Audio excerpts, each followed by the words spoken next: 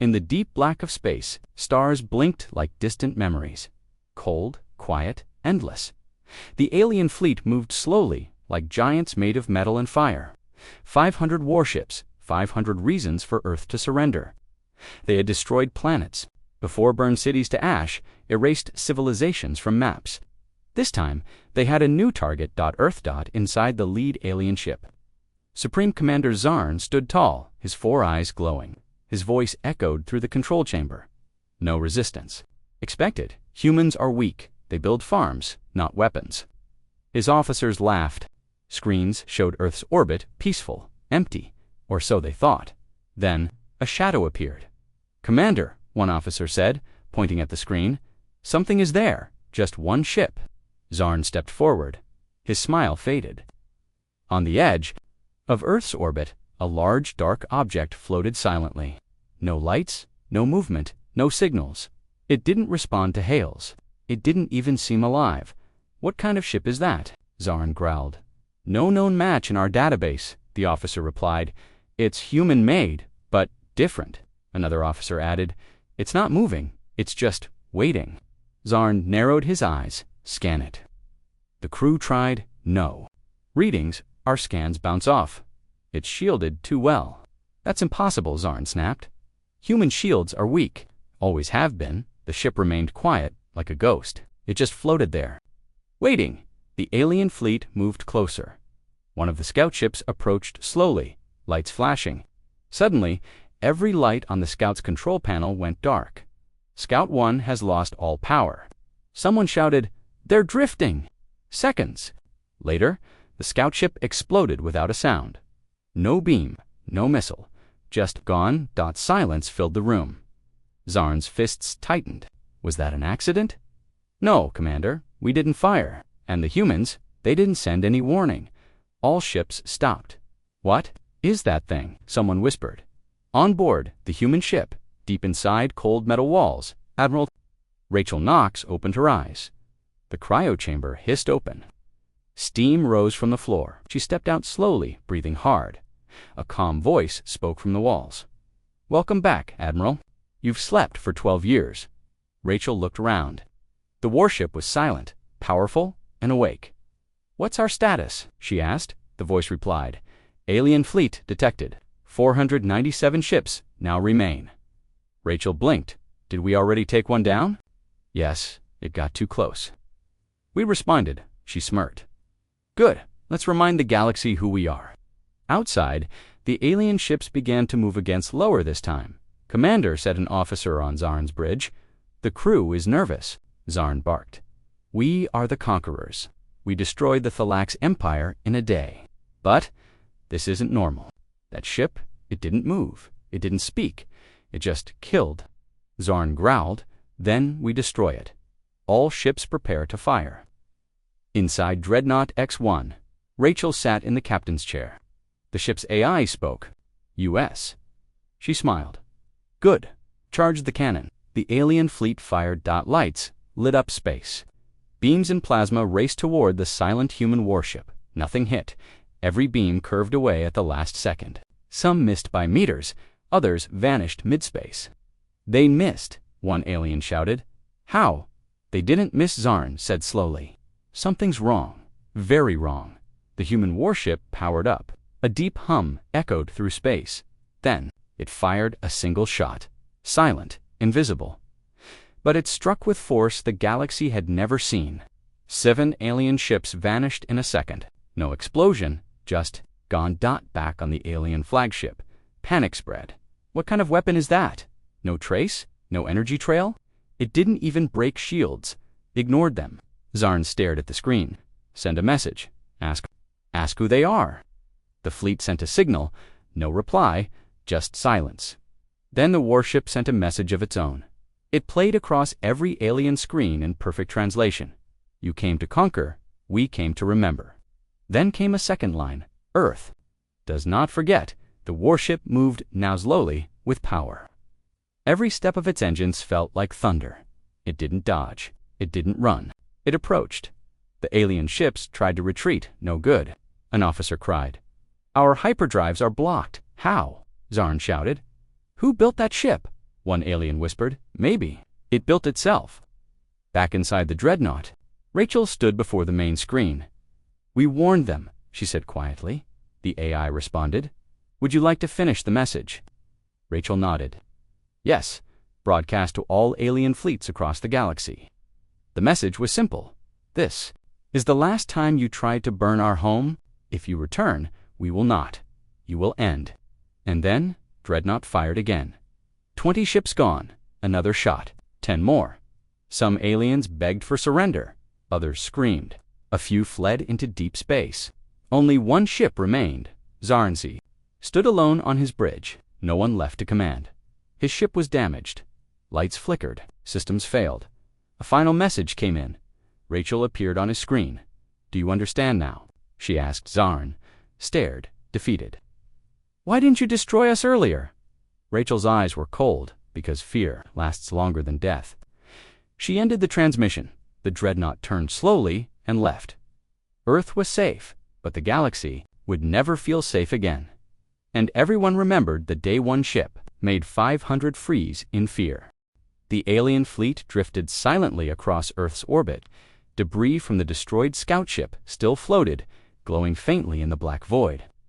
On board the Zorther, the main flagship of the alien conquest armada, no one spoke. The control room felt like a graveyard, cold, tense, full of invisible fear.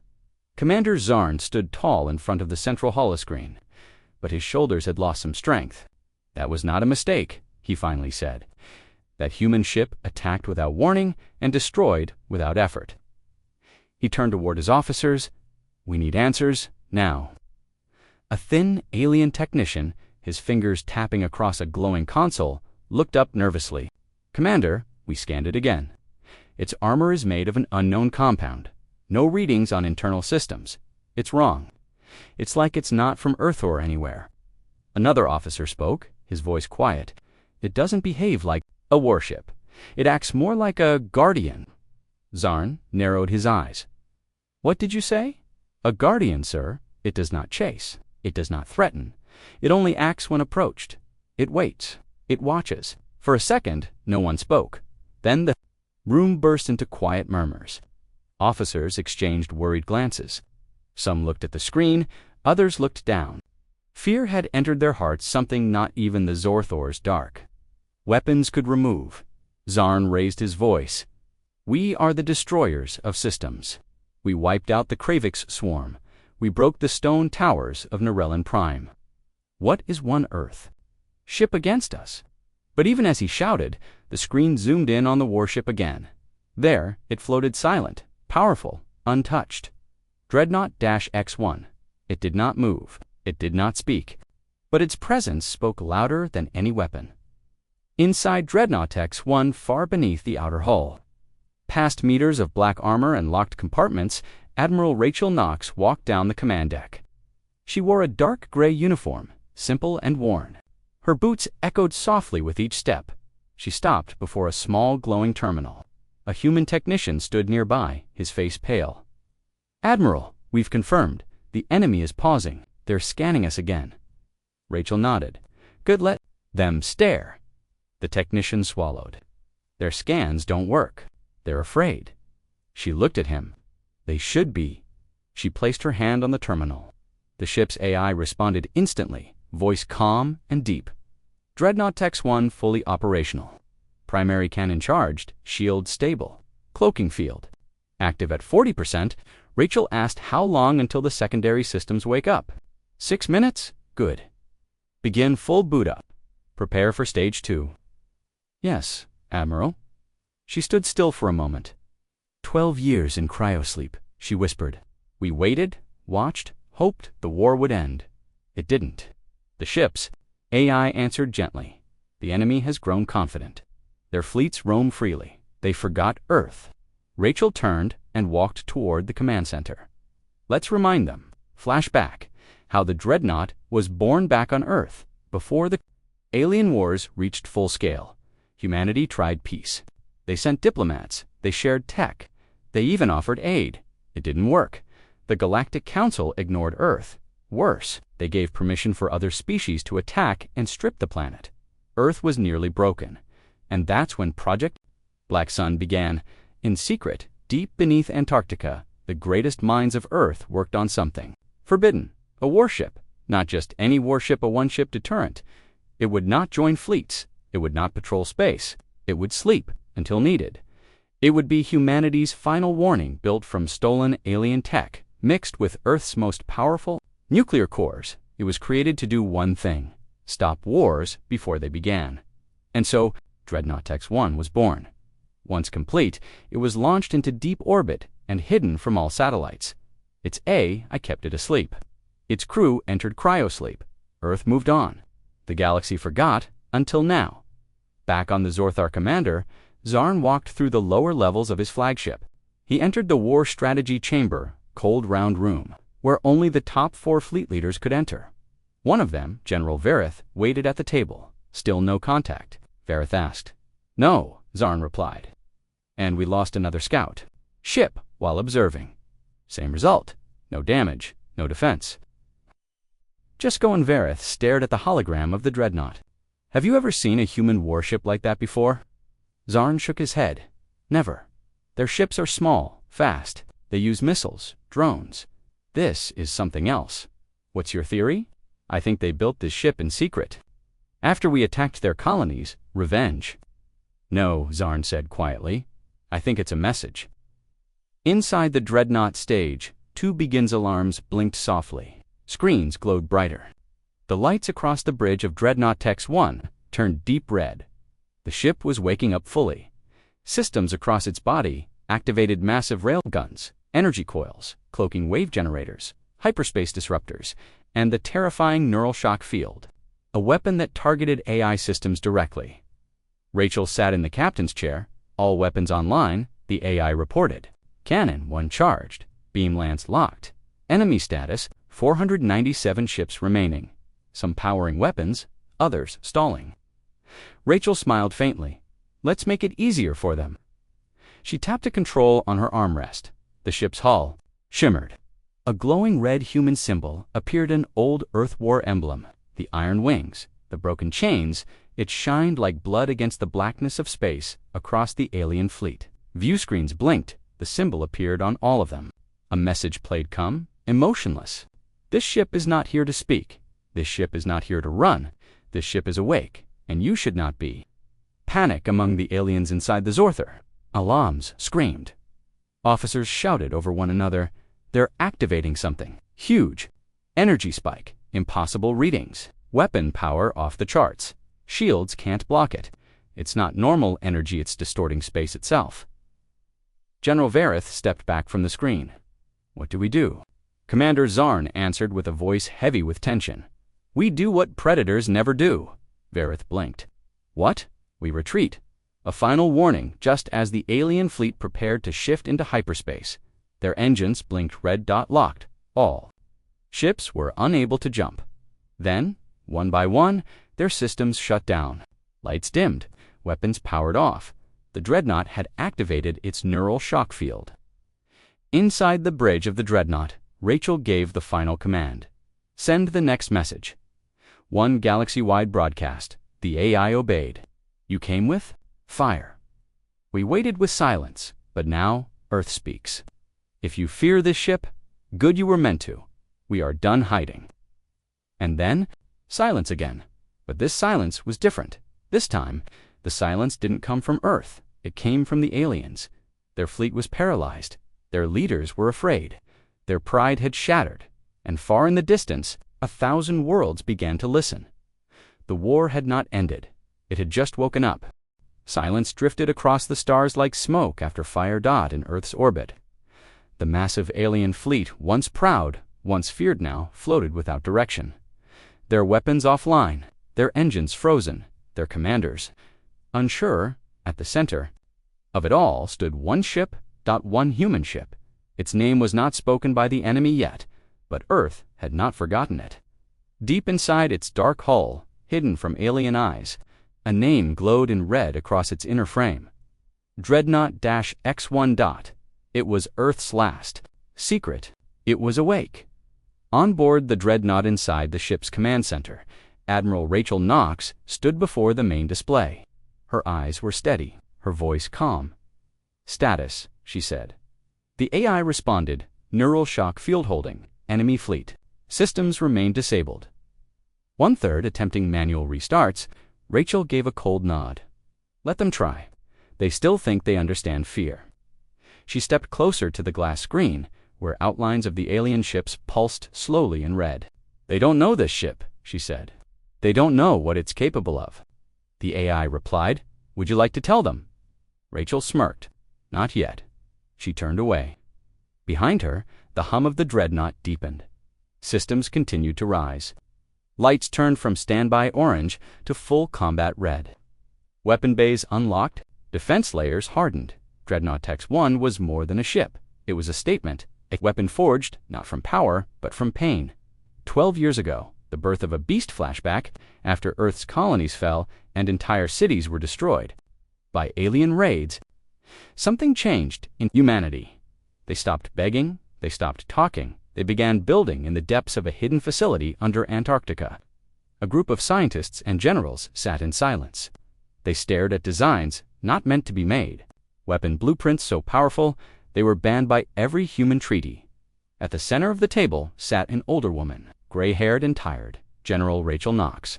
Before she was an admiral, she spoke only one sentence: "If the stars want fear, we'll show them how humans remember." What followed was the fastest, most secret military project in human history. They called it Project Dreadnought. The ghost ship that became reality took 7 years. 7 years of stolen alien parts, deep space resource mining, and complete isolation. From Earth's government, few even knew the ship existed. Dreadnought was built in the shadow of Saturn's rings. Its parts were moved in silent freighters, hidden inside asteroids. No one tracked its engine tests. No one saw its cannon fire for the first time. It didn't need a fleet. It didn't need allies. It needed to be remembered. On the day it was completed, General Knox entered cryosleep inside it, along with 5 trusted officers. The AI took control, waiting for one condition to be met: only awaken when Earth is threatened again. 12 years later, that day came. Back to present, the name is spoken inside the alien flagship, Zorther. Commander Zarn paced across the metal floor. Every step echoed too loudly. His crew remained quiet. Most screens were dead. One technician tried to manually reroute power to their weapons. It didn't work. Another screen blinked to life slowly, crackling. A video began playing across every ship in the alien fleet. It showed blueprints, a name, then a voice, a human voice. "We call it Dreadnought X-1. It carries no mercy. It holds no diplomacy. This ship exists to answer a single question: what happens when humanity stops?" Being afraid, Zarn's hands curled into fists. They named their ship like a god. A younger officer spoke up, terrified. "We've seen godlike power today. They want us to run," another hissed. Zarn turned sharply. "That ship is a bluff." But even as he said it, he didn't believe it. Inside the dreadnought, time to speak Admiral Rachel stood silently as the AI completed the broadcast. "Status of alien fleet," she asked. 70 ships attempting escape. Their hyperspace drives remain blocked. Rachel tapped the console. "Release 10% of the block. Let them run, understood." Suddenly, several alien ships turned away. Lights powered on. Their engines glowed. They ran fast into deep space on the Zorther. Chaos erupted. "They're leaving, cowards." "Commander, what now?" Commander Zarn watched the cowards vanish. He stood silent, unsure if he should be angry or jealous. "Earth speaks." To the galaxy another message was sent. This time, not just to the alien fleet, but across the galaxy. It was short. "Earth stands. This is not a weapon of war. It is a memory and a warning. We will not be burned again." Planets across the stars received the signal. Small races in hiding whispered in awe. Traders stopped mid-journey. Alien leaders held secret meetings. They had underestimated Earth. Everyone had now. No one was sure what to do next. The dreadnought moves after hours of silence. Dreadnought X-1 began to move. Slow, heavy, silent. Its engines glowed like dying stars. On board the Zorther, Commander Zarn watched in horror. "It's coming this way." An officer trembled. "It's not attacking, just approaching." Another added, "But they could wipe us out any time." Zarn stared at the screen. "They want us to feel it," he said. "They want us to understand that we are small." He finally sat in his command chair. "Prepare surrender codes." The room fell silent. "Commander, are you sure?" Zarn nodded. "We fought countless wars, we crushed dozens of races, but this ship is not like anything we've seen." Deep breath. "This is not a fight we can win." The transmission the Dreadnought stopped just before the Zorther, close enough for every alien aboard to see its armor, its weapons, its terrible stillness. Then the final message arrived. Admiral Rachel's face appeared on their screens. Her voice was steady, not angry, just tired. "You don't need to surrender. Only need to leave. Remember this ship. Tell your empires. Tell your leaders. Earth is not weak anymore." And then the screen went dark. The Dreadnought turned away. No ships followed, no weapons fired. The legend begins as the alien fleet slowly regrouped and limped into hyperspace. The Dreadnought remained behind, floating near Earth. It didn't celebrate it, didn't speak, it only waited. Inside, Admiral Rachel sat quietly, staring into space. The AI spoke. "Would you like to return to cryosleep?" Rachel thought for a moment, then whispered, "Not yet." Outside the Dreadnought, Earth's people began to notice it in the sky. A new star, a silent protector, and far across the galaxy, stories began to spread. There is a ship humans built. When they lost everything, they call it Dreadnought. And it only wakes when the galaxy forgets to be afraid of Earth. Above Earth, the stars watched in silence. The alien fleet, once confident, now broken, drifted in orbit. Some ships were damaged, some had lost their power. Most just floated, unsure what to do. Across the entire fleet, one thought had begun. To grow stronger, this was supposed to be easy. But it wasn't. It had become something else. Their first contact with the Dreadnought was becoming their first real fear. The fleet regroups inside. The alien flagship Zorthar, Commander XRN, stood in the middle of the war room. Around him, holograms of damaged ships flickered. Engineers shouted orders. Officers stared at screens with pale faces. He slammed his hand on the table. "Enough silence. Speak. Report." An officer replied quickly. 72 ships have left the battlefield. 112 ships remain on standby.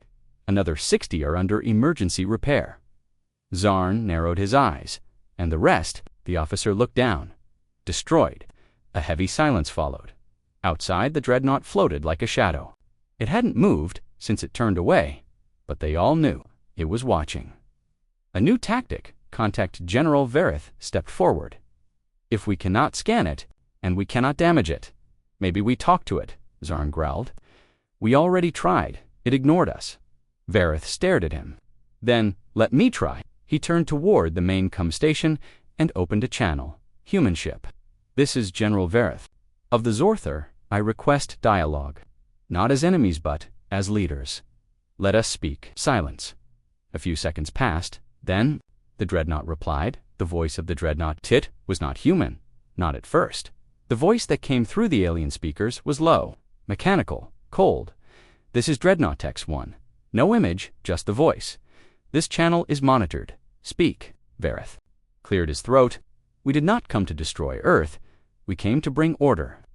The voice replied without emotion. "You brought weapons. We feared Earth's expansion," Verith added. "You were growing too fast, threatening balance.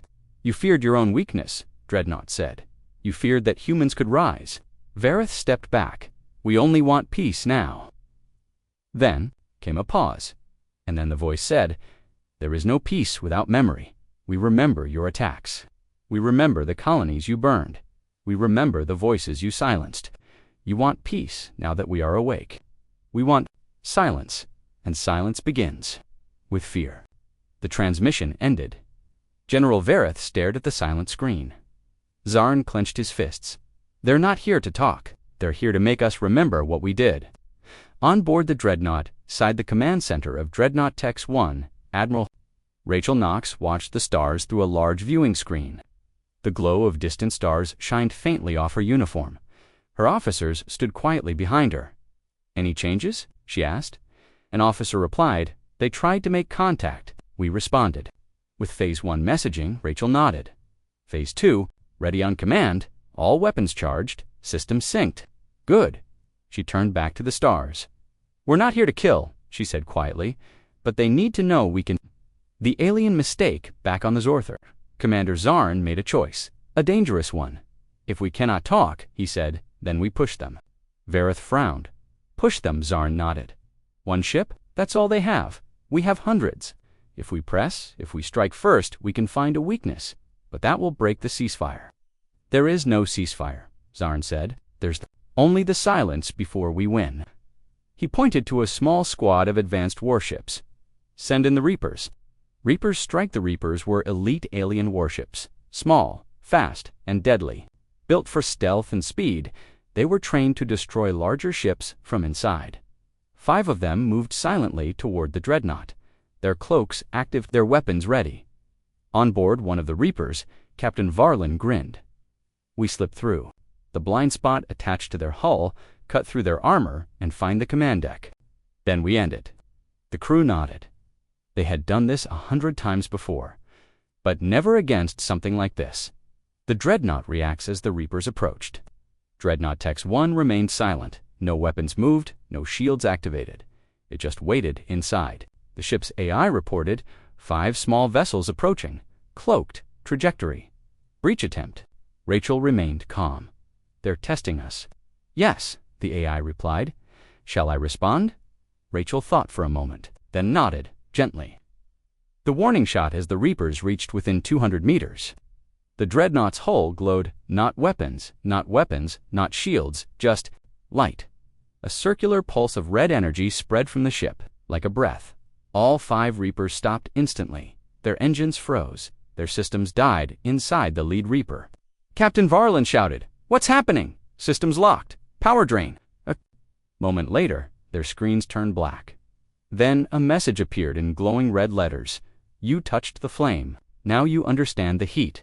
And just like that, the Reapers were pushed back gently. But with force by a gravity wave, they couldn't explain. They spun away. Helpless. Panic in the fleet back on the Zorther. Alarms blared again. Reapers disabled. They didn't even reach the hull. General Vareth stared in disbelief. "We just lost our best boarding team without a single shot fired." Zarn shouted, "How is this possible?" Vareth turned to him. "You pushed too far." Zarn stepped forward, full of rage.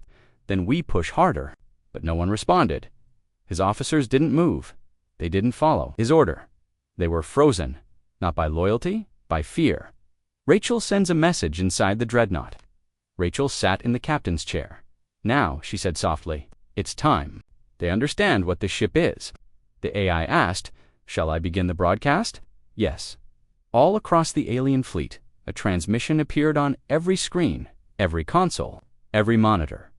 Rachel's voice came through clear.com and cold. "We do not want war, but we have lived through it. We were the ones who watched our cities burn. We were the ones who begged for peace, and you gave us silence, so now we give it back."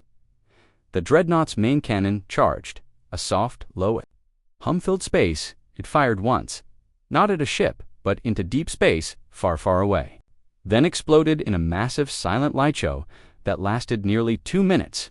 A display of power, a warning, and a choice. A choice must be made back on the Zorther. Vareth turned to Zarn. "We cannot win this. We cannot fight that." Zarn didn't speak. For the first time, the commander had no answer, just a cold sweat on his forehead. Finally, he spoke. "What do they want?" Vareth looked at the screen. The dreadnought was turning again, this time facing away. He answered softly, "They want us to leave?" A quiet moment held the battlefield. The alien fleet, now reduced and silent, floated above Earth in a wide formation. Their warships once stood as titans of the stars, tall, sharp, and bright. But after what they had seen, those same ships now looked tired, confused, scared.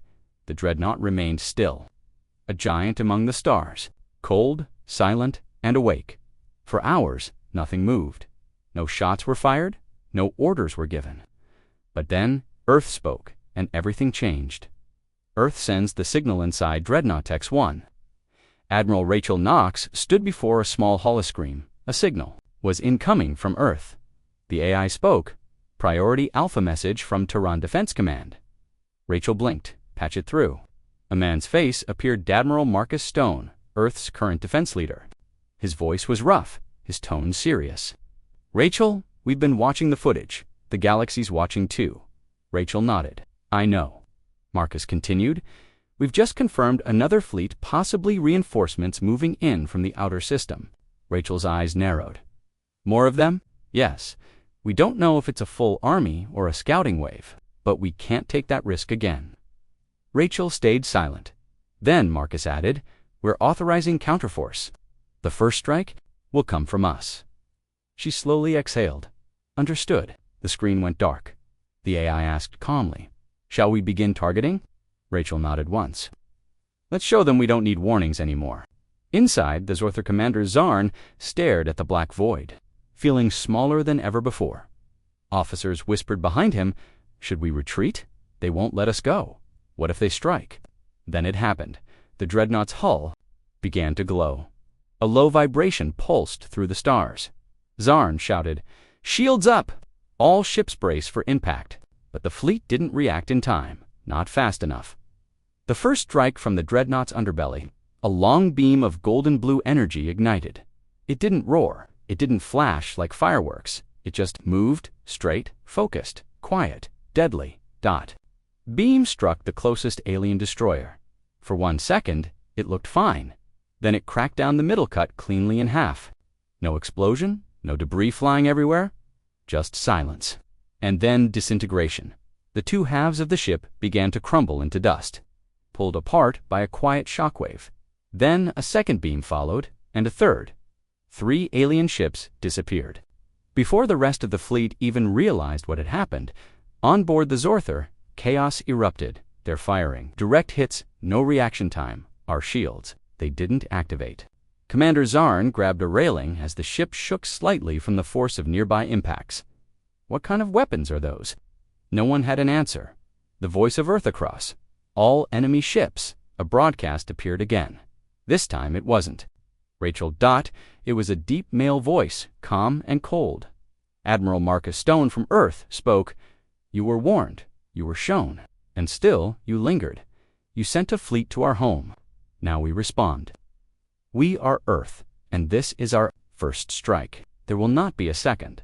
The message ended, and the dreadnought powered up again. A chain reaction, the alien fleet began to panic. Ships broke formation. Captains yelled orders. Many tried to run, but their hyperspace engines were still disabled by the dreadnought's field. Others tried to fire back, plasma cannons, beam rifles, magnetic rounds, everything they had. The space between them turned into a storm of light and energy, but none of it reached the dreadnought. Every shot bent around it, curved off course, burned out midair. The AI-controlled defensive shell warped the very laws of physics around the ship's skin. It wasn't defense, it was domination. The dreadnought fired again.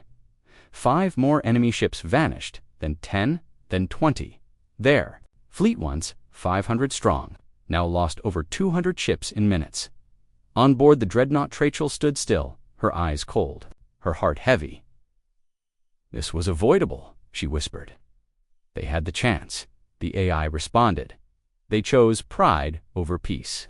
Rachel gave the final order. Continue targeting until they make the decision. A moment of collapse on the Zorther commander Zarn leaned against the wall, breathing hard. All around him, his crew shouted and scrambled. He saw the ship logs, hull damage reports, engine failures, crew losses, total ship count dropping every second. He felt something in his chest, a feeling he had never known in war. Helplessness. Then a screen flashed. Message. It came directly to the ZOR TAR. From Earth, Rachel's voice. Commander Zarn, you led the first wave. You now have a choice. Stay and fall, leave and live. You have 10 minutes. After that, the sky burns. The decision. General Verith ran into the command deck. XARN. You heard that? We have to go. We can't, Zarn whispered. Our jump drives, Verith interrupted. She released the block. Zarn's eyes widened. What? Verith pointed to the systems. Yes, hyperspace was unlocked. They could escape if they left now. Zarn looked back at the screen at the dreadnought, still floating. Still waiting, he clenched his teeth. Send the signal to all ships. Emergency jump, full retreat. The flight across, the remaining alien fleet, ships turned, engines fired. Blue light streaked across space as dozens of vessels blinked out of the system, jumping far, far away from Earth. Within moments, the sky began to clear. Only a handful of alien ships remained damaged. Or too slow to jump, the dreadnought didn't destroy them, it simply watched. Aftermath, the stars were quiet again. Earth's defenses held. The dreadnought returned to low-power mode. Inside, Rachel sat in silence. The AI spoke. Enemy fleet retreat complete. 74 ships escaped. Total destroyed. 314. Rachel closed her eyes. And Earth. Safe. She opened her eyes again. Then let the galaxy remember this day. The AI replied. They already are.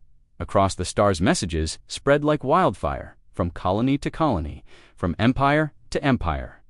The dreadnought S-strike became legend overnight. They called it the first strike, the burn of silence, the human reckoning hand. One phrase repeated everywhere: do not return to Earth. They have a ship that doesn't miss. The stars had changed. Once Earth was considered weak, a young planet, a species learning to walk among giants. But now, the galaxy trembled. The name Dreadnought X-1 had spread across 1,000 worlds. It was whispered in war rooms, debated in council chambers, and feared in back-alley trading posts. The ship that didn't miss, the ship that didn't fall, the ship that woke up and changed everything. Dawned, and across alien fleets in deep space, fear spread like a virus. Somewhere in the outer Rima, massive war station hovered near a red dwarf star. Inside, dozens of species gathered in silence. Representatives from the Krazer Combine, the V-Hulk Imperium, the Track Dominion, and more. These were not friends, they were old enemies. But today, they sat at the same table. A hologram hovered in the center of the room, the image of Dreadnought X-1. It rotated slowly. Its dark frame, its weapon placements, its silent engine sit, all looked like a ghost from a nightmare. This is the threat, growled a Krazer warrior. One ship destroyed hundreds. That is not normal. The V-Hulk admiral, tall and thin with glowing yellow eyes, nodded. The humans have built something impossible, and now the galaxy watches them. Another leaned forward. Should we strike Earth before more of these warships are built? The Track ambassador hissed. Strike, you fool! We couldn't defeat one, and you want to face a fleet of them. Murmurs echoed around the table. Fear had taken root, and it was growing in the dark between. Star's A fleet of mercenary ships, pirates, known as the Void Scars, had been hired to investigate Earth's defenses. Led by a creature called Malrex, they had destroyed colonies, stolen war data, and lived off fear. But this time, they hesitated. Malrex watched a video taken from the Dreadnought's battle over Earth. No sound, just visuals. He watched as 3 ships were erased by a single blast. He paused the video, then turned to his crew. We don't go near Earth, he said flatly. But we're being paid, one pirate argued. Malrex growled. Gold can't buy life. He smashed the console. Find another planet. And they vanished into the dark. On Earth, Dreadnought's crew debates inside Dreadnought X-1. Admiral Rachel Knox sat with her officers in the strategy room. A glowing map of the Milky Way pulsed before them, highlighting clusters of alien fleets. Major Reese, her security chief, spoke first. They're talking about us, Admiral. Every species, every system. They're planning, Commander Hayes added. Some are scared, some are angry, but none of them are quiet anymore. Rachel looked at the map. They're reorganizing, preparing for something? Retaliation? Someone asked. Maybe, Rachel replied. Or maybe they're trying to understand how they lost. The AI interrupted. New transmission intercepted. Origin, Council of Galactic Stability. Private message, encrypted, intended for Krazer and V-Hulk leaders. Play it, Rachel said. The message was cold and short. If Earth is allowed to build more, no one will be safe. Strike now or fall later. Rachel's jaw clenched. They're already planning their next mistake. On planet Zirak, fear turns to propaganda. The city world of Zirak, massive screens filled the skies. A message played on every channel, a speech by an alien minister. He pointed to images of the dreadnought floating above Earth. "This ship is not a defense tool," he shouted. "It is a threat to all peace, a weapon of destruction built by savages. If they are not stopped, no world will be safe." Crowds gathered, some cheered, but others looked around nervously. Young alien whispered to another, "Didn't they attack Earth first?" Another replied, "They destroyed 100 of our ships with just one. Maybe they're not savages. Maybe they just got tired of being hunted." The whisper spread, and doubt began to rise. The dreadnought moves again back above Earth. The dreadnought received new orders. Earth Command had issued an alert, unknown. Fleets were moving near the Proxima Gaeta wormhole, close to the solar system. It was possible the aliens were testing the waters again. Rachel entered the bridge. "Prepare for flight," she ordered. The AI responded, "Course set, all systems charged." The ship powered up. Engines roared. The silent guardian of Earth left orbit once again. In the Proxima sector as the dreadnought entered the edge of the wormhole field. 3 alien scout ships immediately picked it up. They didn't wait, they ran. Back at their command ship, the alien admiral shouted, "Stand down, don't engage." But the younger officers asked, "Why are we running from one ship?" The admiral stared at the screen. "You weren't at Earth." He leaned closer. "You didn't see what I saw." The fleet jumped away. No shots fired, no threats made. The dreadnought simply turned and watched them leave. Inside the dreadnought, a silent message Urchel stood quietly on the bridge, arms crossed. They ran. The AI answered, "The name alone is now a weapon." She nodded, but her face was not proud. It was thoughtful. "How long until they build something worse?" she asked quietly. "Something to stop us," the AI replied. "Fear creates weapons, and we have made them very afraid." Rachel walked to the viewing window. "Then we must prepare." On distant worlds, whispers of mutiny in secret chambers across the galaxy. Military leaders held private meetings. One crazer general slammed his fist on the table. "We must strike Earth again. Bigger, harder, before they build 2, 3, 10 dreadnoughts." But one of his officers shook her head.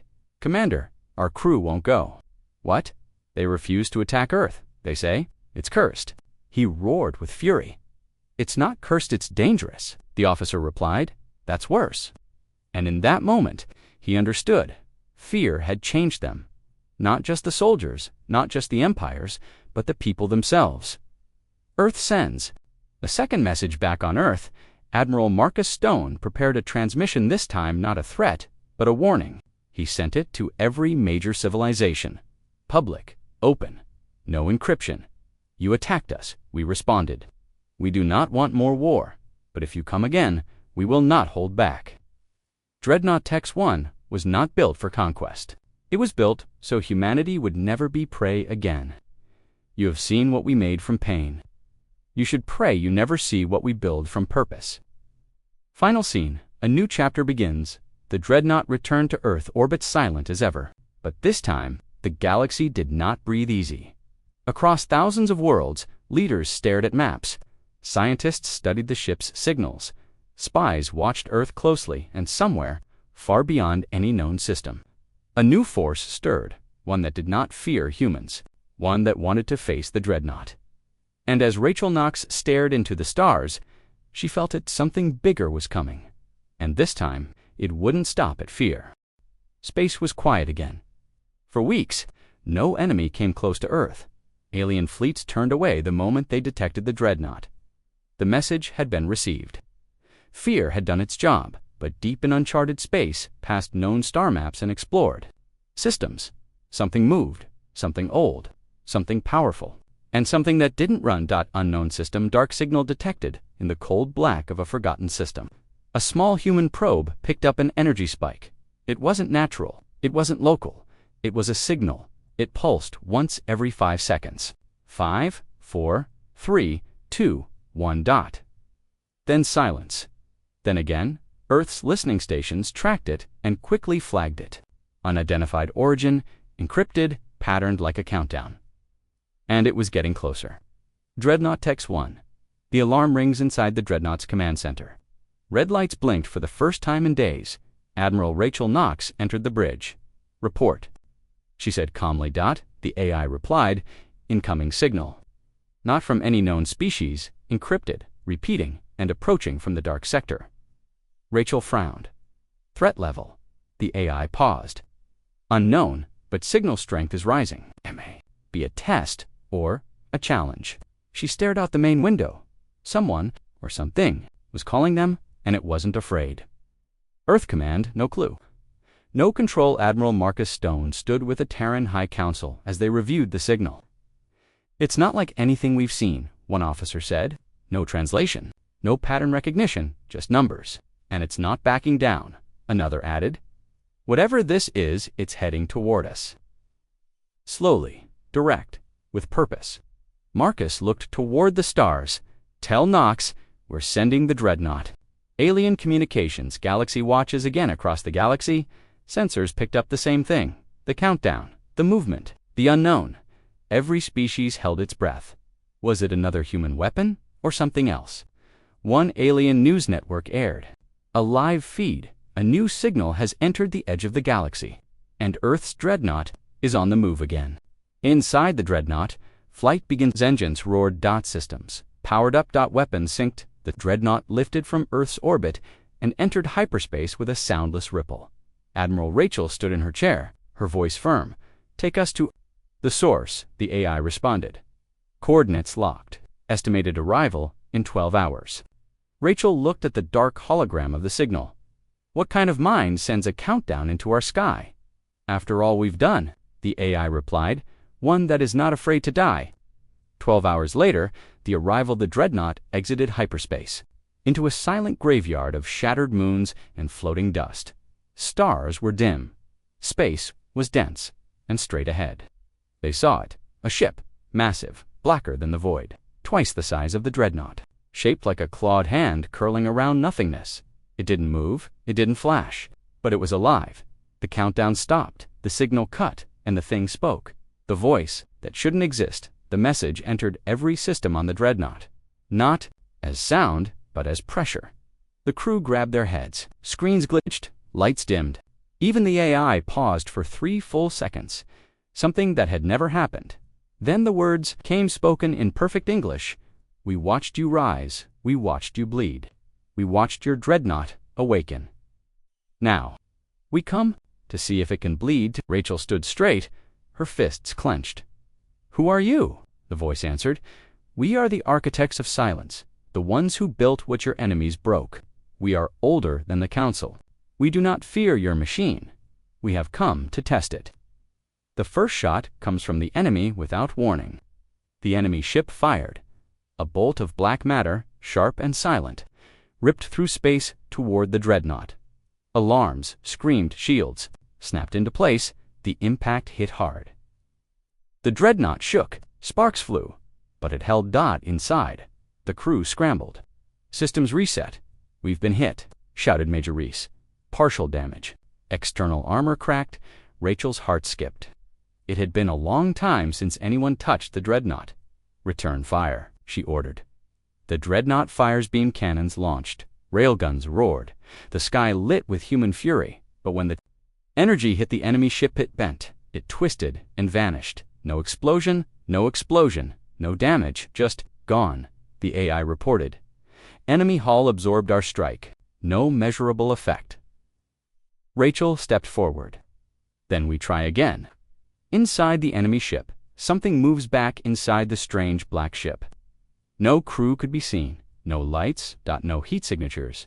But deep within its core, thousands of moving shapes pulsed like living circuits. Not life, not machine, something in between, and it spoke again. "We are not your past. We are your future's end." The fight turns. The enemy ship launched again. Faster, harder. A beam of dark light hit the dreadnought's side. This time, the ship groaned, armor peeled, internal alarms blared. Inside, systems began failing one by one. Rachel shouted, "Route power to internal shielding." Major Reese screamed, "We're losing Deck 12. The AI confirmed, "Dreadnought integrity at 73%. We have never dropped below 90% before." Rachel's jaw clenched. This was no warning shot. This was a hunt. Earth watches and panics back.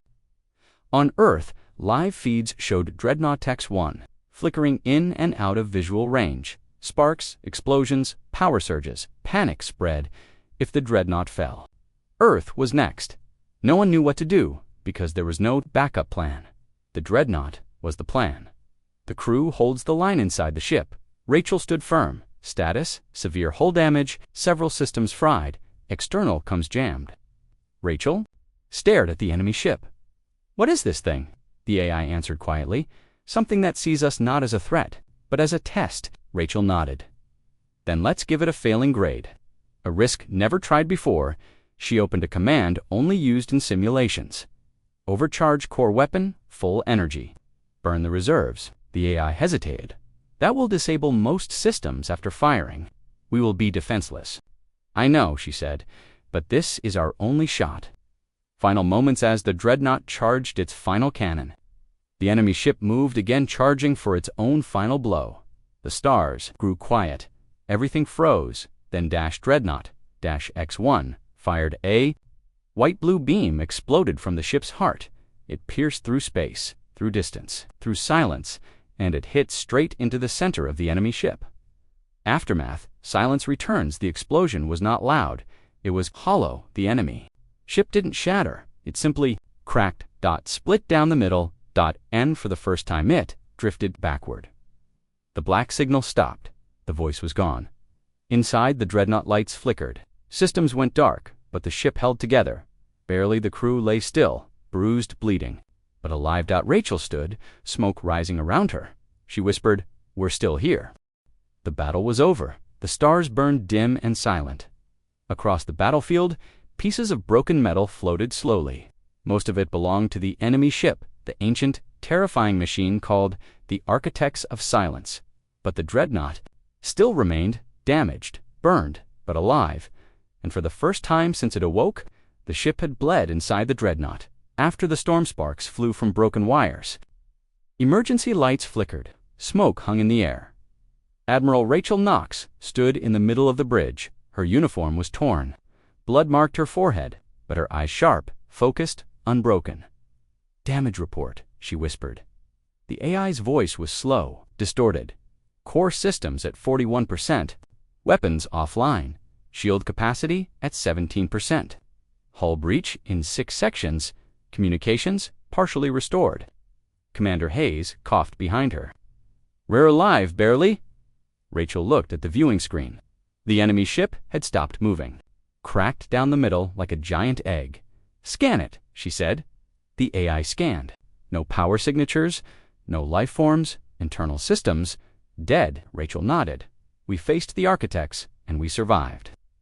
Across the galaxy, shockwaves word of the battle spread quickly. Spy ships hiding near the Proxima sector recorded the entire event. Within hours, transmissions reached every corner of the galaxy. Footage showed the impossible: Earth's Dreadnought damaged for the first time. A ship even stronger than alien fleets, a final blast that tore it apart. The message was clear. Humans just survived something ancient. And they're not done yet on Earth. Global responses at the Terran High Command. Admiral Marcus Stone stood before a screen showing the Dreadnought's condition. "She took damage," he said, "but she's still out there." An aide replied, "The Council is silent. No alien fleet has moved in over 48 hours. Even pirates are staying hidden." Marcus turned to the global broadcast system. He walked up to the camera. He stared directly into it, and he spoke to all Terran citizens and to anyone listening. "Beyond our stars, we were attacked by something we do not understand, and we survived. We may be wounded, but we are not broken. Let this be a message to those who watch in silence. Earth remembers, and Earth fights." The screen went dark. Across the planet, people cheered. Inside the cracked enemy ship, a salvage team from the Dreadnought floated across the wreck of the Architect's ship. They wore heavy armor and moved carefully. Nothing about the ship felt normal. It wasn't built. It was grown. Like bone covered in steel. Inside, they found strange symbols. Walls that pulsed faintly and long, dark corridors without sound. One soldier whispered, "This ship, it's not dead." Another replied, Then, let's not stay too long. In the core, they found a glowing sphere still warm. They didn't touch it, they marked it. Then they left a whisper remains back on the dreadnought. The AI processed the data. It played a small fragment of something, hidden deep in the enemy ship's memory core. Rachel listened as the whisper repeated. This was only one of many. We were the first to arrive. Others are watching. Her blood ran cold. Rachel speaks to Earth after repairs began. Rachel sent a private message to Admiral Marcus Stone. She appeared on screen, tired but firm. We hurt them, she said, but this wasn't an army. It was a test. Marcus frowned. A test. They came to see what we could do, what we had become, and now they've seen it. Marcus was silent. Then he asked, "Do you think they'll return?" Rachel didn't blink. "I know they will." The decision to build again 1 week later, the Terran Assembly gathered. For the first time in years, every human nation was united. They had seen the truth. The galaxy wasn't just dangerous. It was worse than they imagined. And now that the dreadnought was damaged, they had a choice: hide, wait, or build. More Admiral Stone stepped forward. "The architects weren't scared of our ship," he said, "but they respected it. They'll come back. And next time, one ship won't be enough." The Assembly voted. Project Dreadnought 2 was approved. The galaxy reacts. The alien species that once feared Earth now began to fear something more: human preparation. In war councils across space, panic grew. They're rebuilding. They're making more. If they survive another battle like this, they'll rise. Some wanted peace, some wanted to surrender, and some wanted to strike before Earth could finish its next ship. In the shadows, something watches far beyond known space. Something opened its eyes. Not a ship, not a species, but a collective. A voice echoed through a dark realm of drifting debris and forgotten machines. They passed the first trial. They bled, but stood. Now we see if they can survive the second. Hundreds of dark shapes began to move, heading toward the galaxy. Rachel's final log voiceover narration inside the dreadnought. Repairs continued. Rachel sat alone in the captain's quarters, speaking into a private log. "I always knew we weren't alone out here, but I didn't expect the worst part to come after we won. They tested us, and we proved we could fight. Now, they're coming again. This ship was built from pain. The next one will be built from purpose." She looked out at the stars. "Let them come." The stars had not seen movement in weeks, but now they stirred. At the very edge of the galaxy, strange ships appeared, tall, black, and silent. They didn't send warnings. They didn't answer calls. They just appeared, and slowly they began moving toward Earth. These weren't pirates, not ordinary aliens, not the Galactic Council. They were the builders, the ones who had made the architects of silence, the ones no one believed still existed. Until now, the first signs fear without contact inside Earth's deep space monitoring station. Alarms flashed. Red Dot operator Leanne, barely 20 years old, stared at the impossible. 12 contacts entering the Perseid line, she said, her voice shaking. Shape, unknown, mass, larger than any existing vessels. The officer in charge leaned over.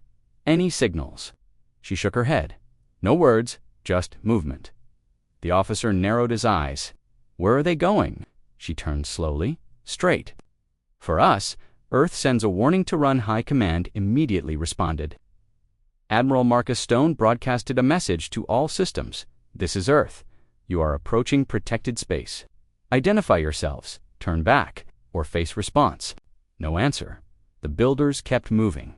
The dreadnought still heeling high above Earth. Dreadnought techs, one floated in orbit, surrounded by smaller repair stations. Large cranes held broken panels in place. Sparks flew as workers patched the armor. Admiral Rachel Knox stood before the main window. Her arms were crossed, her face calm but cold. Commander Hayes approached. "We've restored 68% of systems. Weapons are at 40%. Shielding only 31%. Rachel didn't move. "And how many days?" "Before Dreadnought 2 is space."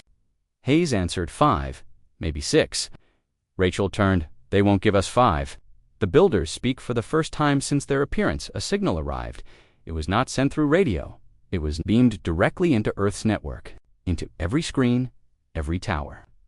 Every satellite dot, the message played in a low, deep, voice-mechanical alien, layered with echoes. You survived what was broken. Now face what is perfect. We are the first creators. We are the law beneath the stars. Prepare your world. Your final test begins now. Then Silence.Earth reacts. No allies. Answer Admiral Marcus Stone gathered Earth's leaders. They contacted all known species in the Galactic Council. Some responded, some didn't, but all said the same thing. We can't help. One message from the V-Hulk Imperium read, "You stood alone. You won alone. Now you face them alone." Some wanted to help. Most were too scared. Earth was alone again. Dreadnought X1 Rachel faces the truth. Rachel stood before her officers. "All of you know the situation," she said. "They're not coming to talk. They're not testing our defenses. They're coming to see if we can be erased." She paused, then added, "They want to prove that no matter what we build, we'll always be lesser." She pointed at the screen. "But we're not lesser. We survived extinction. We created a ship from ashes. And now we stand in front of gods and we say, no." Final countdown. Earth prepares alone across the planet. Civilians moved into shelters. Defense satellites aligned in orbit. Sports stopped all civilian travel. Only military ships moved. Now drones, support units, and the wounded dreadnought in underground bunkers. Engineers worked non-stop on Dreadnought 2, nicknamed Judgment. But the builders were close, and only one ship stood in their way. Rachel's personal message. Rachel recorded a message and sent it to Earth's network, to be played in every school, home, and colony. "I don't know what happens tomorrow. I only know what we've done. We were told we were small, weak, slow, but when death knocked on our door, we answered, if this is our last day, then let it be the day they remember what Earth really is. Not prey, not lost, but the fire at the edge of the galaxy." The builders arrived. 12 black ships entered Earth's outer orbit. They were not made of metal. They were made of something else, smooth, shifting, and unnatural. They had no windows, no engines. They floated like statues of war. The dreadnought powered up. Rachel stood at the bridge. "All stations report." The AI answered, "Ready for one last stand." The first strike, not from Earth to everyone's shock. The builders fired first. 12 beams of white heat cut through space faster than light, faster than thought. They didn't aim at cities. They aimed at the dreadnought. The dreadnought shook. Panels broke. Shield layers shattered. Decks darkened. But it held, barely. Earth's replier Chill raised her hand. Fire. The dreadnought returned fire with everything it had. Cannons, beams, missiles, shock, torpedoes. The sky lit up. One of the builder ships was hit. It didn't explode. It glitched, then reformed. Rachel whispered, "What are these things?" AI answered, "Not ships, not alive, not dead." Rachel replied, "Then let's show them what the living can do." Dreadnought takes the fight to them, despite damage. The dreadnought flew forward, right into the heart of the enemy formation. Shots came from all sides. Each time the dreadnought was hit, it returned with double the force. It danced between death and destruction. Its weapons fired until they melted. Its crew fought until they bled. But they held the line, a hidden weapon inside the dreadnought's engineering deck.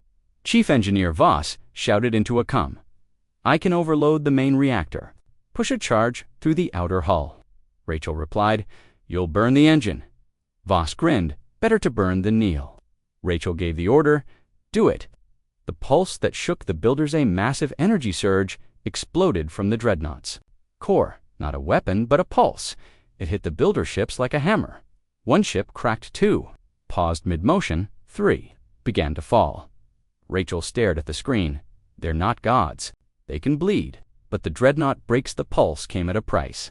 The engine shut down. Weapons went dark. Lights flickered out.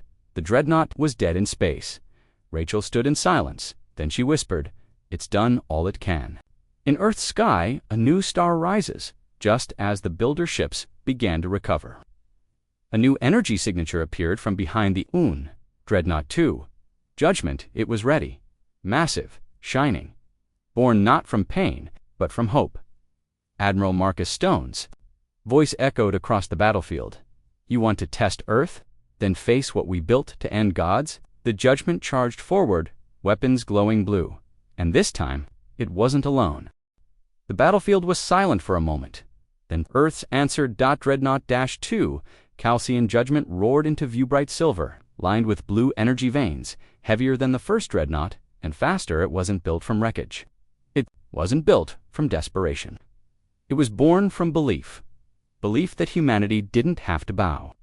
That one ship could stand for all. The builders shift formation. Lines, their weapons lit up again. But this time, it didn't feel like confidence. It felt like concern. They had damaged the old ship, but now a new one had arrived, and Earth was still fighting.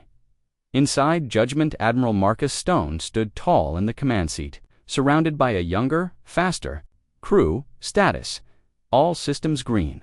Primary cannon at 100%, shields cycling at max.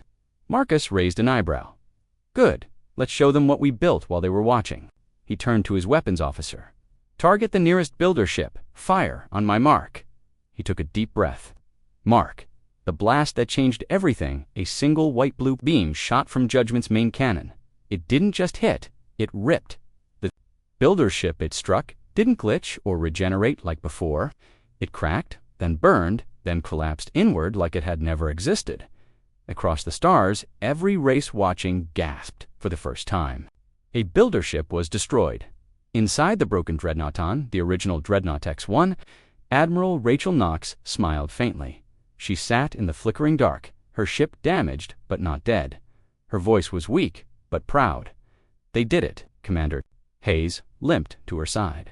We gave them time. That was enough. Outside their window, Judgment passed like a comet firing, again and again. The final battle begins now. The builders fought back harder. All 9 surviving builder ships fired at once. Light streaked across the sky. Planets trembled. But Judgment didn't break. Its new shielding, powered by quantum barriers and energy recycling cores.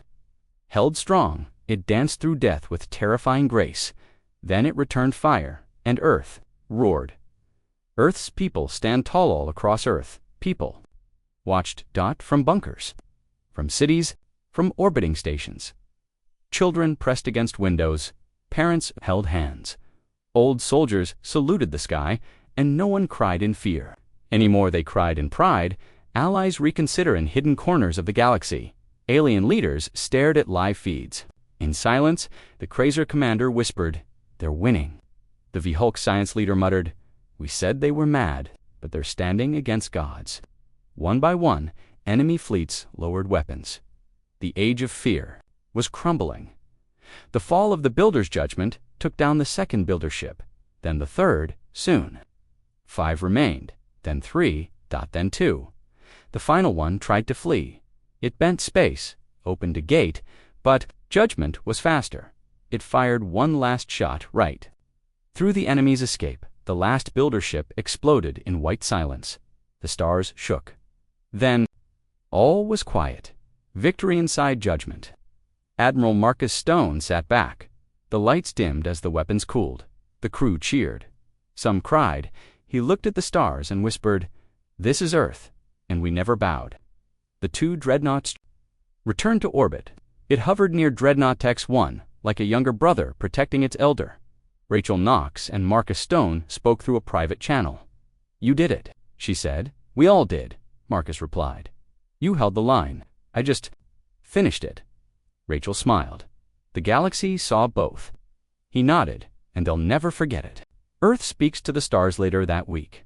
Earth sent one final broadcast. It was played in hundreds of languages, across thousands of systems.